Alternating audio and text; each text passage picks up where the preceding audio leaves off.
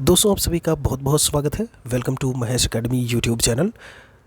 यहाँ पर KVS PRT में आजकल जो एनसीईआरटी के बुक से सवाल पूछे जा रहे हैं, आपकी समरी जो है वो पूरी तरीके से पूछा जा रहा है। क्लास फर्स्ट से लेकर के फिफ्थ तक की बात करें तो यहाँ पर क्लास पहली और दूसरी क्लास का पूरा समरी सारे चैप्टर्स का एक ही वीडियो में हमने करवा रखा है। वीडियो के डिस्क्रिप्शन को ज़रूर चेक करें। यहाँ पर अपने इस वीडियो में हम क्लास फिफ्थ के सारे चैप्टर्स, जो भी 18 चैप्टर हैं, उनको लेकर के बात करेंगे। जैसे जैसे हम ऊपर के क्लासेस में पहुँचते जाते हैं, जो चैप्टर हैं वो लेंदी होते जाते हैं और ऐसे में उनमें समय भी लगता है। ये वीडियो भी आपका जो है आधे घंटे 35 मिनट का हो सकता है, लेकिन आप अगर ये इतना पढ़ लेते हैं तो 7 से 8 नंबर के सवाल सीधे सीधे पूछे जा रहे हैं, तो पूरा का पूरा आपका जो है यहाँ से प्रिपेयर हो जाएगा, तैयार हो जाएगा।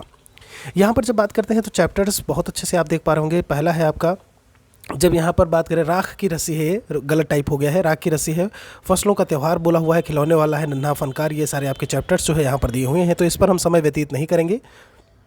जो लास्ट चैप्टर है वो जो है वो है चुनौती हिमालय की। यहाँ पर अगर हम बात करें तो राख की रस्सी, सबसे पहले यहाँ पर कुछ जो कहानी टाइप की चीज़ें दी हुई हैं उनको हम फटाफट जान लेते हैं।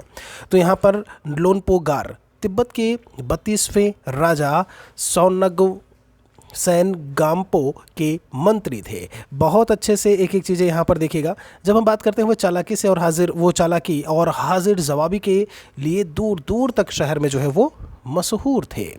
यहाँ पर जब हम बात करते हैं कि कोई उनके सामने टिकता ना था, चैन से ज़िंदगी चल रही थी, मगर जब उनका बेटा हुआ था तो उनके लिए चिंता का विषय बना हुआ था। कारण यह था कि वो बहुत ही भोला था, होशियारी उसे छू कर के भी नहीं गई।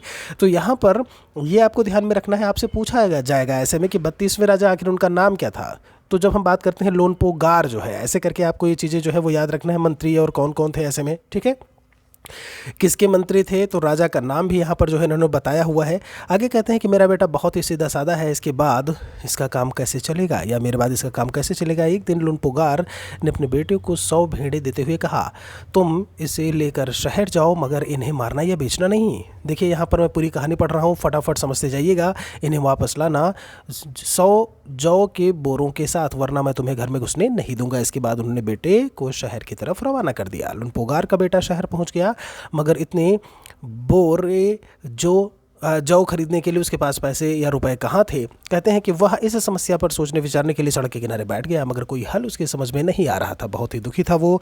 आगे कहते हैं तभी एक लड़की उनके सामने आकर के खड़ी हुई। क्या बात है, तुम इतने आखिर दुखी क्यों हो। तो उसने अपनी पूरी कहानी उसको बताई। ठीक है, यहाँ पर जो लिखा है मैं पूरे स्टोरी के माध्यम से आपको बता रहा हूँ। तो वो कहती है ऐसे में, दुखी होने की कोई बात नहीं, मैं इसका सॉल्यूशन तुम्हें देती हूँ। लड़की ने भेड़ों के बाल उतारे और उन्हें बाज़ारों में बेच दिया। जो रुपए मिले उनके जौ के 100 बोरे जो है वो खरीद कर घर वापस भेज दिया। अब लोनपोगार का बेटा गया, उसे लगा कि अरे यार ये तो काम कर दिया पूरी तरीके से, मगर उसकी आप बीती पर उन्होंने ध्यान नहीं दिया। वो उठकर कमरे से बाहर चले गए। दूसरे दिन उन्होंने बेटे को बुलाकर कहा कि पिछली बार भेड़ों के बाल उतार कर बेचना मुझे ज़रा भी जो है वो समय पसंद नहीं आया। अगर तुम दोबारा उन्हीं भेड़ों को लेकर जाओ, उनके साथ जौ के 100 बोरे लेकर ही लौटना। फिर से कहा, बेटा फिर से चला, उसी जगह पर जा बैठा। फिर जब हम बात करते हैं तो लड़की उसकी मदद के लिए ज़रूर आएगी, और हुआ भी कुछ ऐसा ही। लड़की फिर से आई, सारी कहानी उसने फिर से बताई। अब तो बिना जौ के 100 बोरे के मेरे पिता मुझे घर में घुसने नहीं देंगे। तो उसने कहा एक तरीका है, भेड़ों की सींग काट लिए जो है ऐसे में, और उनके बेच करके जो है वो जो जौ के 100 बोरे थे उसे लेकर के वापस फिर से भेज दिया। ठीक है, अब क्या हुआ कि विजयी यहाँ पर लोनपोगार का जो है बेटा काफ़ी खुश हुआ जब उसे ये चीज़ें मिली। ऐसे में उस लड़की से कहो कि अच्छा ये क्या है। ये सुनकर लोनपोगार बोले, ये जो चीज़ें सारी कहानी थी उसने बताई। कहते हैं कि उस लड़की से कहो कि हमें 9 हाथ लंबी राख की रस्सी बनाकर दे। उनके बेटे ने लड़की पास जाकर के पिता का संदेश जो है दोहराया। लड़की ने शर्त रखी कि मैं रस्सी तो बना दूंगी, मगर तुम्हारे पिता को वहाँ गले में पहननी होगी। अब देखिए 2 चीज़ें हो चुकी हैं, तीसरे पर हम आ चुके हैं। लोनपोगार ने सोचा कि ऐसी रस्सी बनाना असंभव है। लड़की की शर्त को उन्होंने मंजूर कर लिया। अगली लड़की ने जो है 9 हाथ की रस्सी बना ली, और उसे क्या हुआ, उसे पत्थर के सिल पर रखा, आगे है, और जला दिया। रस्सी जल गई, मगर रस्सी के आकार की राख बच गई। इससे वह सिल समेत लोनपोगार के पास ले गई, उसे पहनने के लिए कहा।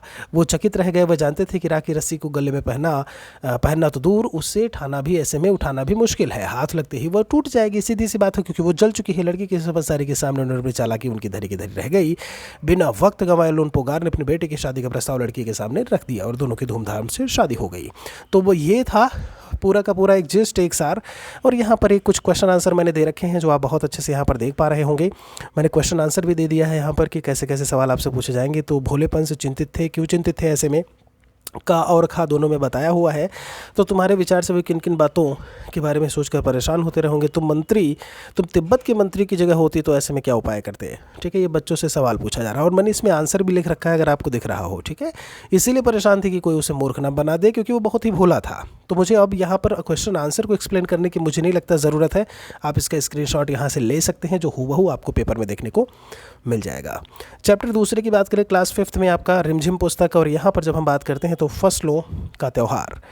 जब फसलों के त्यौहार की बात करते हैं तो पूरा यहाँ पर क्या है कि भाई पूरे के पूरे 10 दिन बीत गए लेकिन सूरज लापता है। आज सुबह हुई तो रजाई से निकलने की हिम्मत नहीं हो रही थी। बाहर देखा तो समय का अंदाज़ा बिल्कुल से नहीं हो रहा था, लेकिन घर में ही चल रही चहल पहल तो इसमें रह रह कर कानों में चापाकल, कभी कभी चापाकल के चलने की आवाज़ें आप देखे हुए, नल बोलते हैं चापाकल, और फिर कहते हैं पानी के गिरने की आवाज़। तो कभी किसी के हाँक लगाने की आवाज़ आ रही थी। जब हाँक कर देख केरा के पत्ता आइल की नहीं। यहाँ पर ये उसी कहानी का जो है एक अंश है। तो आप कहानी यहाँ पर देख पा रहे होंगे। कुल मिला के जब हम बात करते हैं तो यहाँ पर जो भी कहानी बताई गई है उसका क्वेश्चन आंसर क्या कहता है उस पर हम चलते हैं। देखिए, क्वेश्चन आंसर पर जाने से पहले ये जो चीज़ें यहाँ पर बताई गई हैं इसको आपको ध्यान में रखने की ज़रूरत है। जैसे ये कह रहे हैं यहाँ पर जब हम बात करते हैं, कहते हैं कि सामने मचिया पर खादी की सफ़ेद साड़ी पहने हुए दादी बैठी थीं। आज दादी ने अपने बाल धोए हैं। यहाँ पर आगे कहते हैं कि सफ़ेद सैमल के रुई जैसे हल्के फुल्के बाल, उनके बारे में चर्चा की है।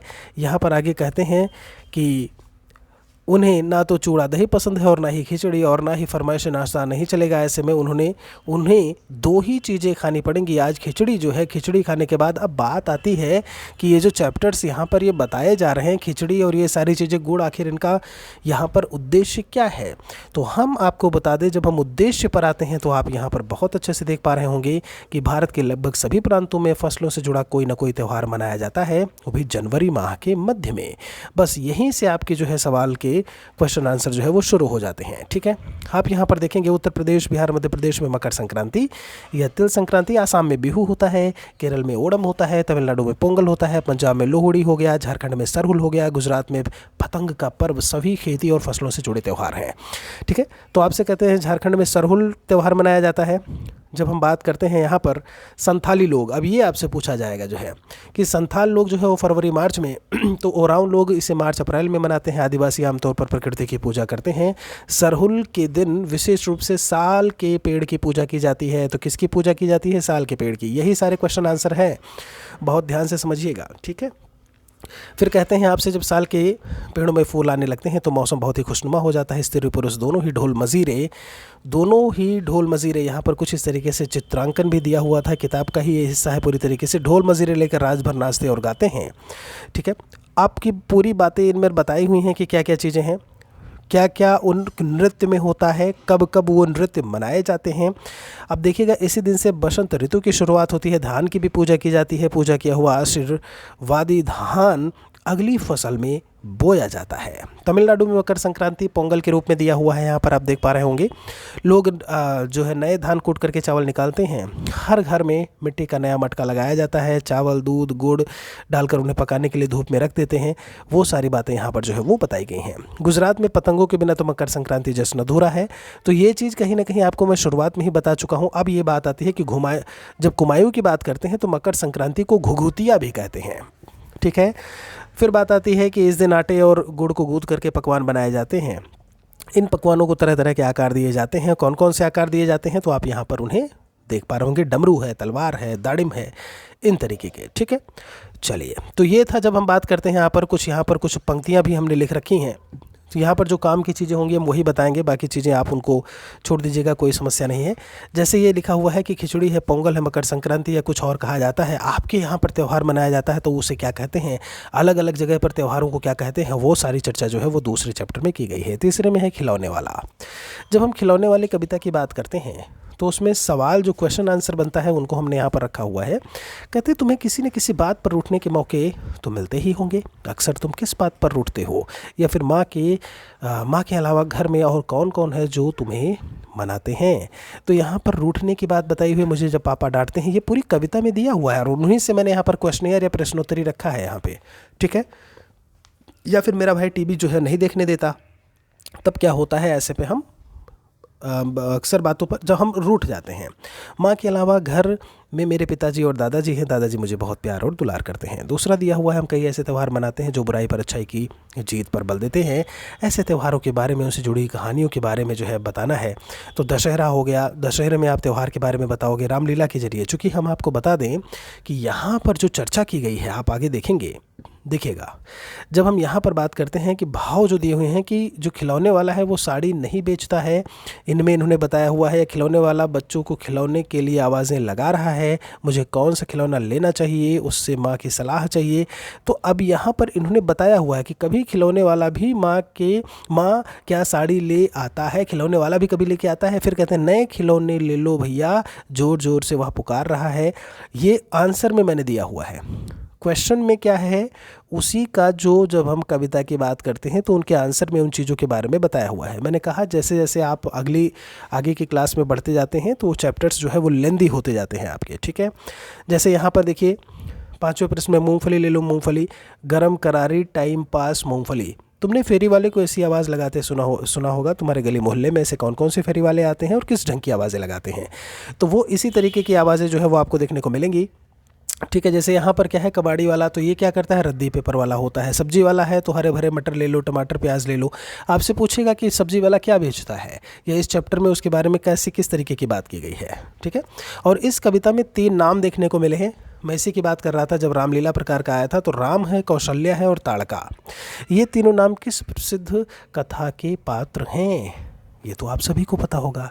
यहीं रहूँगा कौशल्या, मैं तुमको यहीं बनाऊंगा, ऐसे में इन पंक्ति से इनका क्या संबंध है। यहाँ पर आपका सारा आंसर मैंने दिया हुआ है कि रामायण की प्रसिद्ध कथा के पात्र हैं। बालक स्वयं को राम और अपनी माँ को कौशल्या के रूप में देखता है, लेकिन वह राम की तरह वन जाने को तैयार नहीं है, बल्कि माँ कौशल्या के पास घर में रहना चाहता है, ठीक है। तो और फिर एक गा वाला जो सवाल था कि संदर्भ में कविता का क्या कुछ होगा, तो संदर्भ में मैंने यहाँ पर गा वाले का आंसर यहाँ पर लिख दिया है। आगे चलते हैं आपको लेकर के 5th क्लास की। जब हम बात करते हैं, नन्हा फनकार करके लिखा है यहाँ पे, ठीक है।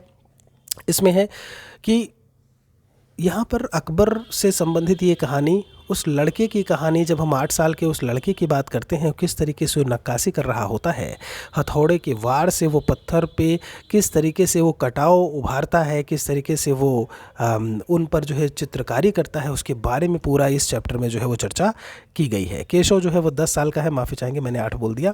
तो 10 साल का बालक है, कभी अपना काम सीख ही रहा था। उसके पिता उसे देखिए लिखा हुआ, घुमावदार डिज़ाइन उकेर सकता था। अब तक उसने नक्काशी का जो भी काम किया था, उनमें इन घंटियों को बनाना ही सबसे ज़्यादा मुश्किल था। यहाँ पर घंटियों की बात मुख्य रूप से की गई है, ठीक है। अब बात आती है कि ये चैप्टर तो पूरा दिया हुआ है, यहाँ पे जो भी चीज़ें थी कि पिताजी नहीं रहे और सारी चीज़ें इसमें कहानियाँ जो है वो बताई गई है। जब हम इस पर क्वेश्चन आंसर को लेकर के बात करते हैं, आप देखिएगा, इसमें आप बढ़ते जाइएगा तो नीचे आपका यहाँ पर अकबर, देखिए पूरी तरीके से ही अकबर और उनकी कहानी के बारे में चर्चा की गई है। हम क्वेश्चन आंसर पर आते हैं इसके। आप क्वेश्चन आंसर की तरफ चलेंगे तो बढ़ते हैं। ये पूरा आपका कहानी ही दिया हुआ है। मैं इसे टेलीग्राम चैनल महेश एकेडमी पर प्रोवाइड करा दूंगा, जिससे कि आप ये कहानी भी अच्छी तरीके से पढ़ सकें, क्योंकि अगर हम कहानी पढ़ने जाएंगे तो बहुत ही समय स्पेंड होगा। क्योंकि मैंने बोला था 5th क्लास है तो चैप्टर्स बड़े बड़े होंगे। जैसे यहाँ पर केसों की घंटियाँ, माशाअल्लाह ये घंटियाँ कितनी सुंदर हैं, तुमने खुद बनाई हैं। बादशाह अकबर ने यह बात किसके लिए कही होगी, तो यहाँ पर पूरा का पूरा दिया हुआ है। और अंगा वाले में देखेंगे, क्योंकि उन्हें यकीन था कि 10 साल का बच्चा केशव इतनी सुंदर घंटियाँ जो है वो नहीं बना सकता, ठीक है, नहीं बना सकता, या उन्हें यकीन नहीं था कि ये बच्चा बना सकता है। तो पूरे ऑप्शंस आपके दिए हुए हैं, ऐसे ही आपके क्वेश्चन पेपर में आपको जो है ऑप्शंस मिल जाएंगे। आगे कहते हैं कि केशव के पिता गुजरात से आगरा आकर बस गए, हो सकता है तुम या तुम्हारे कुछ साथी माता पिता या कहीं और गए हों, आकर के बस गए हों। चलिए, सामान्य तौर पर ऐसा क्यों होता है, ये बात दी हुई है, तो वो रोज़गार की प्राप्ति के लिए होता है, ये बात इन्होंने यहाँ पर चर्चा की हुई है। तो अकबर को पहरेदार की दखलंदाजी अच्छी क्यों नहीं लगी, क्योंकि इसलिए अच्छी नहीं लगी क्योंकि वो जब हम नन्हे केशव की बात करते हैं तो केशव से इत्मीनान से बात करना चाहते थे, उसके हुनर के बारे में विस्तृत रूप से जानना चाहते थे। वो पहरेदार उसमें क्या कर रहा था, इंटरफेयर कहीं ना कहीं कर रहा था। लगता है कोई बड़ा आदमी आया। यहाँ पर बड़े आदमी से केशव का क्या मतलब है, हमने सीधे सीधे क्वेश्चन रख दिया है। तो बड़े आदमी से उसका मतलब था प्रतिभाशाली और जो कोई प्रभावशाली या प्रतिष्ठित व्यक्ति हो। ठीक है। फिर है खरगोश की सी कातर आंखें, पशु पक्षियों की तुलना करते हुए बहुत सी बातें कही गई हैं, जैसे हिरन जैसी चाल। ऐसे ही कुछ उदाहरण यहाँ पर बताए हुए हैं। ठीक है, चलिए तो एक अलग सा दे दिया आपसे करके देखने को लेकर के। फिर अकबर ने जब नक्काशी सीखना चाहा तो केशव ने उन्हें संदेह भरी नज़रों से क्यों देखा? इसलिए क्योंकि उसके हिसाब से बादशाह के पास नक्काशी सीखने से भी ज़्यादा कई महत्वपूर्ण काम होते हैं। ठीक है, उनके लिए ये कार्य अधिक ज़रूरी है। ये बात यहाँ पर इन्होंने बताई हुई है।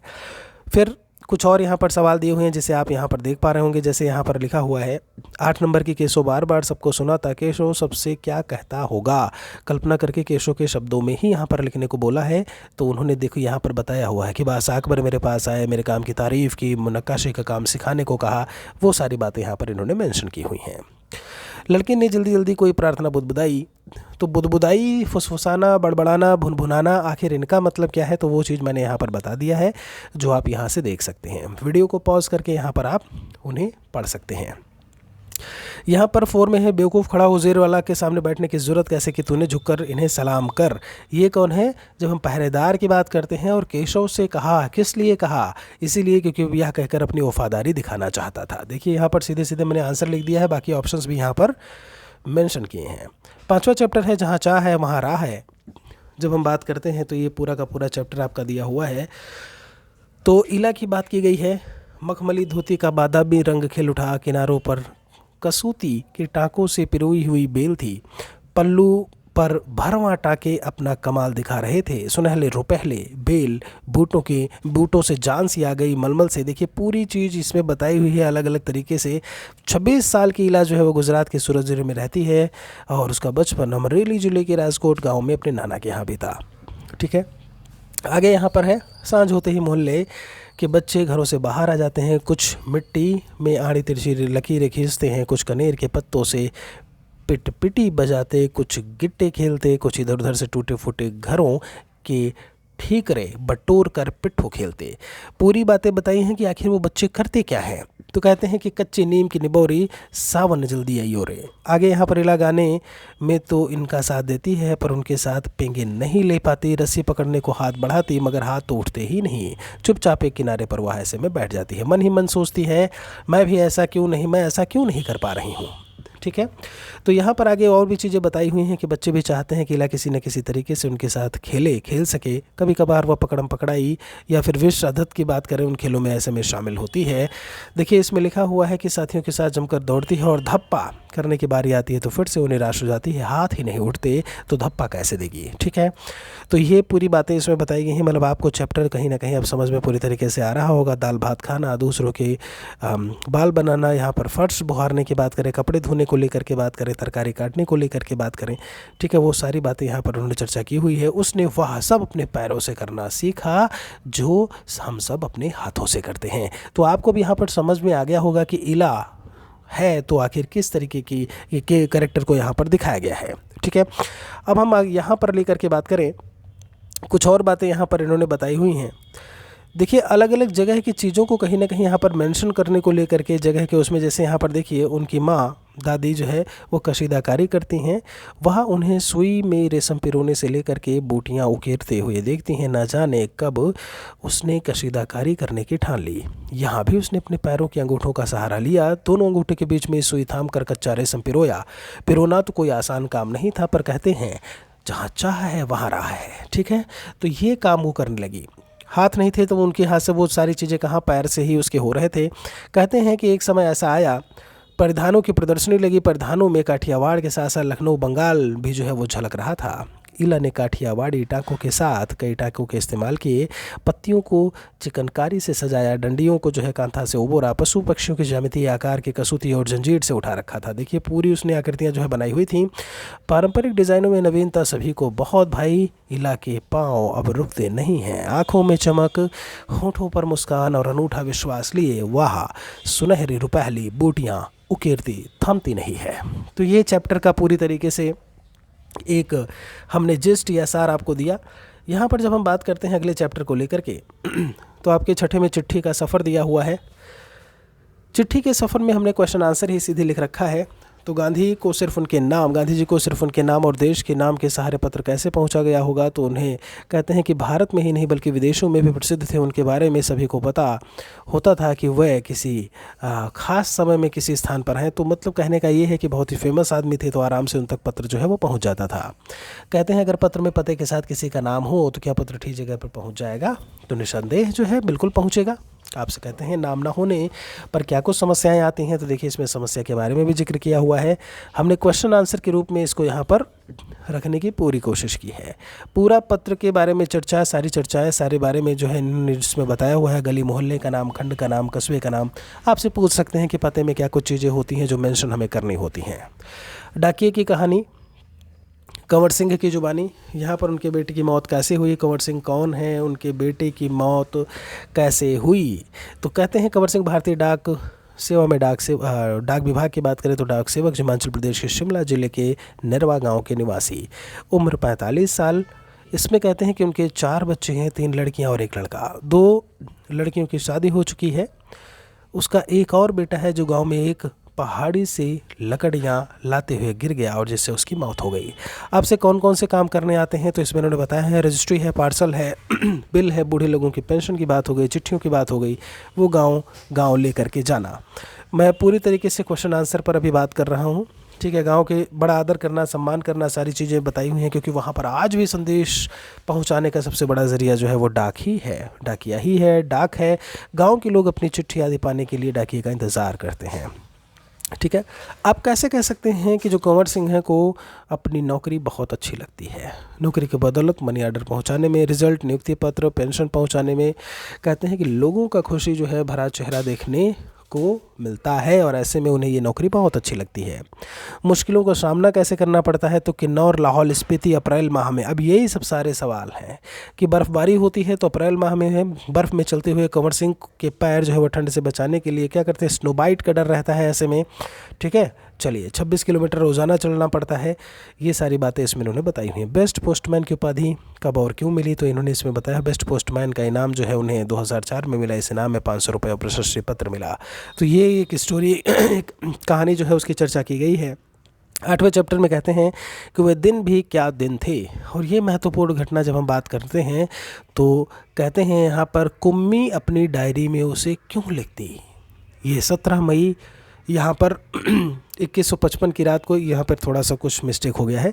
कहते हैं कि आज रोहित को सचमुच की एक पुस्तक मिली है। तो पूरी यहाँ पर कहानी बताई हुई है कि पुस्तक तुम्हें कहाँ से मिली। पुराना, कहीं कहते हैं कि पुराना डिब्बा कहीं दबा हुआ पड़ा था, उसे में फेंक दो। तो कहानी आखिर उसमें है क्या, जो मिला उसमें है क्या। स्कूलों के बारे में लिखा है, स्कूल कुम्मी ने प्रश्न किया, उसके विषय में लिखने को है ही क्या। हर विद्यार्थी के घर एक मशीन होती है जिसमें टेलीविज़न की तरह एक पर्दा होता है। रोज़ नियमित रूप से उसके सामने बैठकर हमें वह सब याद करना होता है जो वह मशीन हमें बताती है, ठीक है।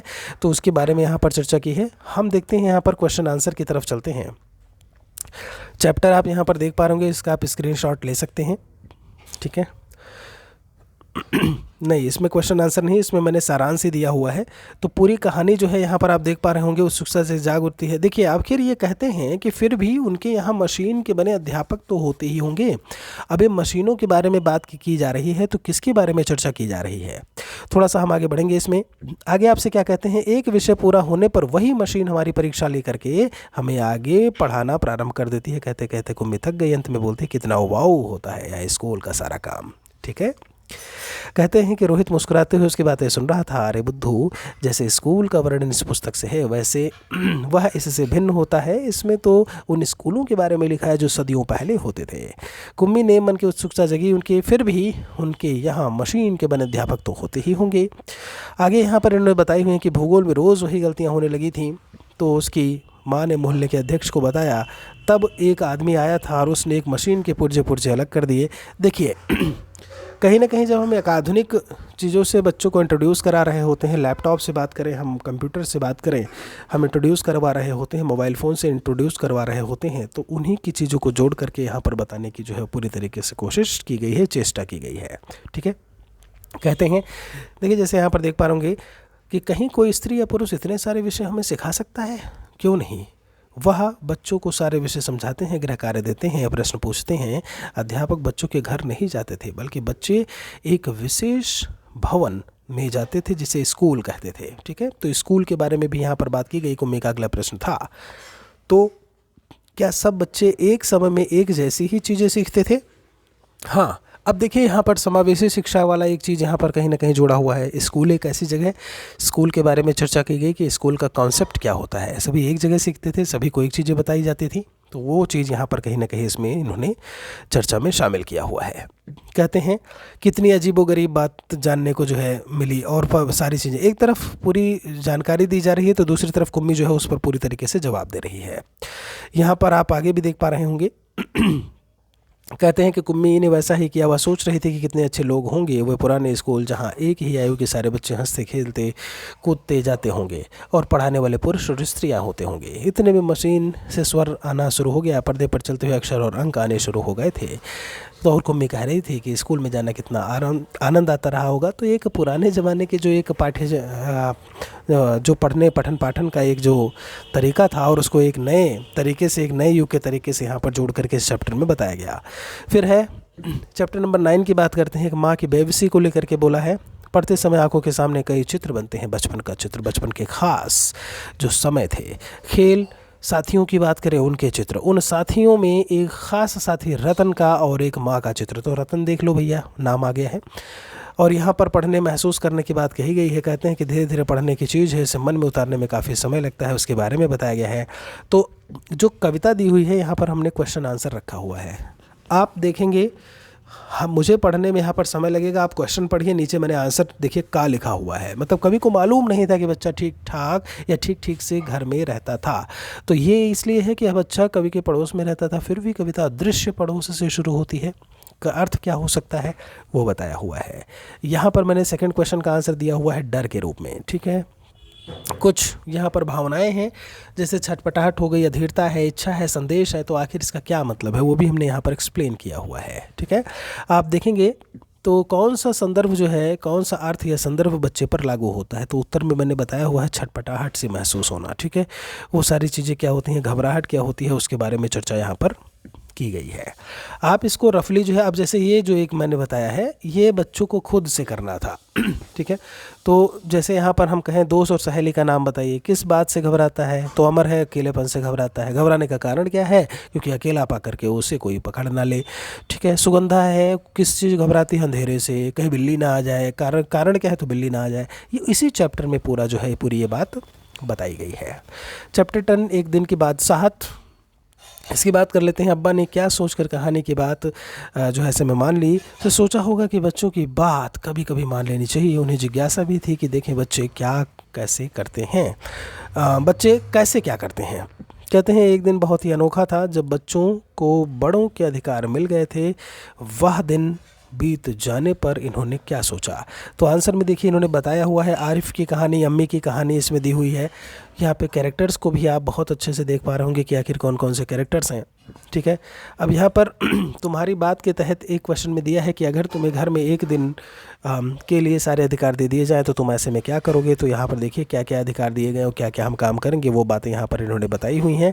ये इसी चैप्टर में आपको देखने को मिलेगा। तो आरिफ और सलीम महोदय इन चैप्टर में देखने को मिलते हैं। ठीक है, आरिफ और सलीम से करने के लिए कहते थे, और यहाँ पर आंसर में दिया हुआ है कि कौन कौन से काम करने चाहिए, तो उन्होंने काम को भी यहाँ पर मेंशन किया हुआ है। ये क्वेश्चन आंसर आप यहाँ से इस चैप्टर से बहुत अच्छे से देख पा रहे होंगे।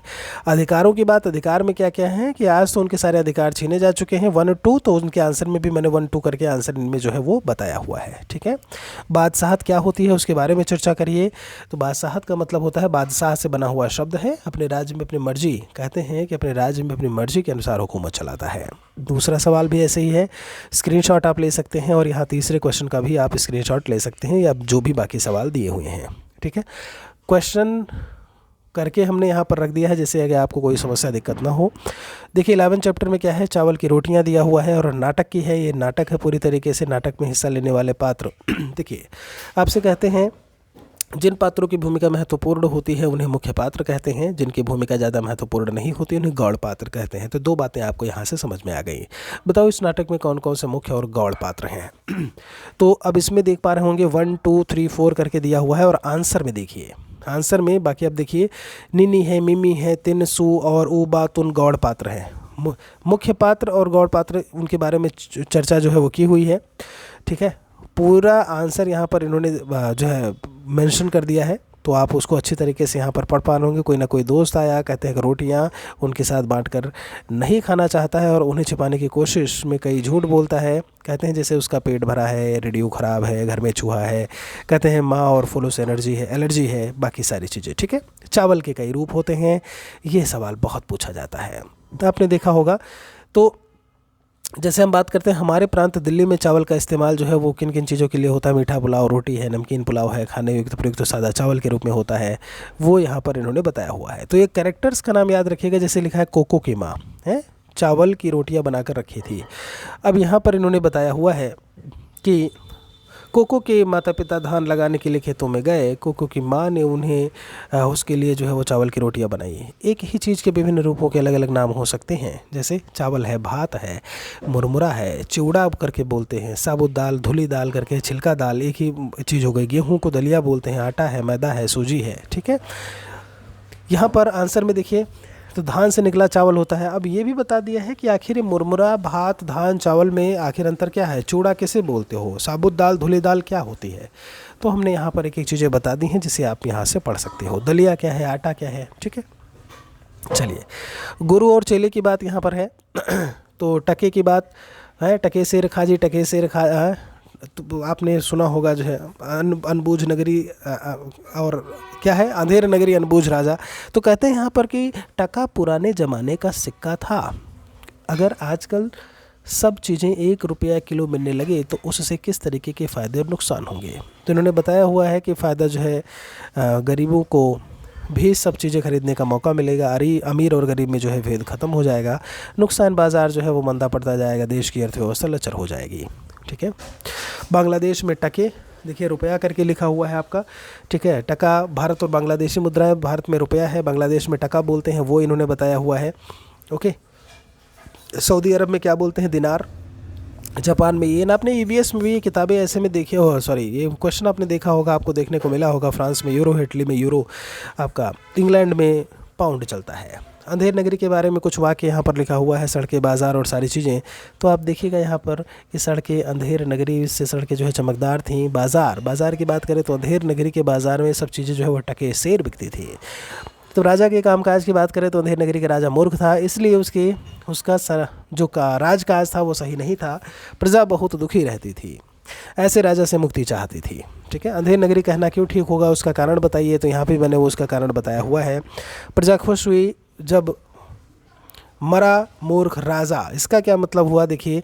तो उत्तर में दिया हुआ है कि मूर्ख को कोई नहीं चाहता क्योंकि वह हमेशा लोगों की परेशानी का कारण बनता है। ठीक है, तो इसीलिए वहाँ पर जब अंधेर नगरी की प्रजा जो है वो खुश हुई, कब, जब राजा जो है नहीं रहा। ठीक है, उसके मरने, कहाँ भाग रहे हो भाई, उसके मरने से उनके वर्षों की तमन्ना जो है वो पूरी हुई, तो उसके बारे में यहाँ पर चर्चा की हुई है। गुरु का कथन झूठ नहीं होता है, क्या मतलब है। ठीक है, यह मुहूर्त फांसी पर चढ़ने के लिए सबसे शुभ है। आपने एक कहानी पढ़ी होगी, और इस मुहूर्त में जो फांसी पर चढ़ेगा वह चक्रवर्ती राजा बनेगा, और ऐसे में क्या होता है, राजा कहता है सब हटो हम चढ़ेंगे, और उसके बाद उसका खात्मा। चलिए, स्वामी की दादी यहाँ पर है, क्वेश्चन आंसर आप देख लीजिए। यहाँ पर सच राजम का जो है यहाँ पर दिया हुआ है, बड़ा बहादुर लड़का है। स्वामी को क्यों लगा कि दादी ने यह बात उसे खुश करने के लिए कही। तो स्वामी यहाँ पर एक कैरेक्टर अच्छी तरह जानता था कि जो दादी हैं राजम को पसंद नहीं करती हैं, तो आप राजम का नाम याद रखिएगा, स्वामी का नाम याद रखिएगा। इसलिए उनके मुंह से राजम की बड़ाई सुनकर उन्हें स्वामी लगा कि वह खुश करने के लिए ऐसा कह रही हैं। ठीक है, मेडल से चूड़ियाँ बनवा लेना, दादी ने बुआ को महामूर्ख क्यों माना। तो उसका आंसर भी इन्होंने यहाँ पर बताया हुआ है, आप बहुत अच्छे से देख पा रहे होंगे। कहते हैं कि दादा जी पढ़ने में अव्वल थे, वह जब तक रहता घर और बाहर के लोगों को प्रेरणा देता, ऐसी प्रेरक चीज़ों को संभाल कर रखनी होती थी। बुआ ने उसके महत्व को नहीं समझा और उससे 4 चूड़ियाँ बनवा ली, इसीलिए दादी ने उसे महामूर्ख कहा। ठीक है। आगे यहाँ पर पाठ के आधार पर दादी या स्वामी के स्वभाव आदतों के बारे में तुम्हें क्या पता चलता है, तो स्वभाव और आदतें यहाँ पर दी हुई हैं, इसे आप पढ़ लीजिएगा। ठीक है, चलिए कुछ है, एक और 2 क्वेश्चन यहाँ पर दिए हुए हैं, गणित से अच्छे नंबर और बाकी सारी चीज़ों से इन्होंने यहाँ पर जोड़ा हुआ है, तो इसे भी आप स्क्रीनशॉट ले सकते हैं, जो आप थोड़ा सा समय दे करके आप पूरी तरीके से, चूँकि हम यहाँ पर 35 मिनट हो गया है और पूरे चैप्टर्स को हम कंप्लीट करने की कोशिश कर रहे हैं। बाघ आया उस रात, यहाँ पर चैप्टर 14 दिया हुआ है। तो कौन आया, वो इधर से निकला उधर से चला गया, फिर आगे यहाँ पर क्या कहते हैं, वो आंखें फैलाकर बतला रहा था, हाँ बाबा बाघ आया उस रात, आप रात को बाहर ना निकलो, ना जाने कब बाघ फिर से आए। हाँ वही जो है पूरी तरीके से बाघ की चर्चा की। उस झरने के पास रहता है, वहाँ अपना दिन के वक्त में गए थे ना एक रोज़, बाघ उधर ही तो रहता है बाबा, उसके 2 बच्चे हैं, बाघिन सारा दिन पहरा देती है, बाघ ही या तो सोता है यहाँ पर या बच्चों से खेलता है। दूसरा बालक क्या कुछ कहता है कि बाघ कहीं काम नहीं करता, ना किसी दफ्तर में ना किसी कॉलेज में। तो आपसे पूछेगा कि दूसरे बच्चे का सवाल क्या था, समझ रहे हो आप। आखिर आया तो कौन आया, तो बाघ के बारे में आया, उसके बारे में चर्चा की गई है, पूरी कविता दी हुई है, बस एक कविता के सारांश के रूप में इसको मैंने रख दिया है। विशन की दिलेरी यहाँ पर एक 15th चैप्टर है, जो क्लास 5th में रिमझिम में आपको देखने को मिलेगा। तो कहते हैं जी हाँ हमारे पास लाइसेंसी बंदूक है। सरपंच माधव सिंह जी, देखिए अब विशन की दिलेरी है तो ये कैरेक्टर याद रखिएगा, माधव सिंह जी हमें जानता है। शिकारियों ने कर्नल साहब से क्या सोचकर ऐसा कहा होगा,